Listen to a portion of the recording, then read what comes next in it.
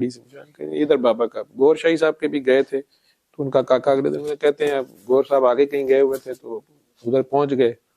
جب ان پہ فتوے شتوے لگے وہاں پہنچ گئے. صبح میڈیا والوں کو کلاس بھی لی ان کی کہ یہ تو مجذوب آدمی ہے, یہ بکواس کر رہے ہیں, جو ساتھ والے بیٹھے ہوئے ہیں ان کا قصور ہے, انہوں نے کچھ نہیں کہا. لیکن رات کو انہوں نے کہا جی سو جائیں, وہ تو گئے ہوئے ہیں, کہ آپ کون ہیں, کہاں سے آئے ہیں. انہوں نے کہا میں نے یہاں سونا ہے. وہ چھڑی سے انہوں نے ایک جگہ پہ, وہ کاکا ہے گور شاہی صاحب کا, بعد میں گور شاہی صاحب نے لاہور اس کو بھیج دیا ان کے پاس, اس کی بیوی کا کوئی کیس تھا, اس نے کہا لاہور میں وہ بیٹھے ادھر جاؤ.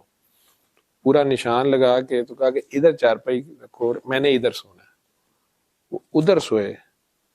چند دن بعد گور شاہی صاحب اللہ کے پاس چلے گئے تو تربت اس جگہ پہ بنی. اللہ ہی جانے یہ کیا کہانیاں ہوتی ہیں. مجھے 2 سال, مطلب میں تو اس وقت نہیں, میں نے تو یہی سنا ہوا تھا, ان کے بھی کفر کے فتوے تھے.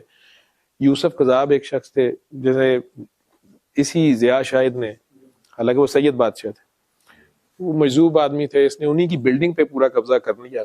بعد میں تو اجڑ گیا, بیٹی بھی بچے بھی سب کچھ تباہ ہو گیا, لیکن اس نے قبضہ کیا, ان کے اوپر نبوت کا فتویٰ لگا دیا کہ یہ کہتا میں نبی ہوں, اور جیل میں پولیس والے سے رنگروٹ سے مروا کے کہہ دیا جی اندر بھی کہہ رہا تھا میں نبی ہوں, تو اس نے مار دیا, کہانی ختم ہو گئی.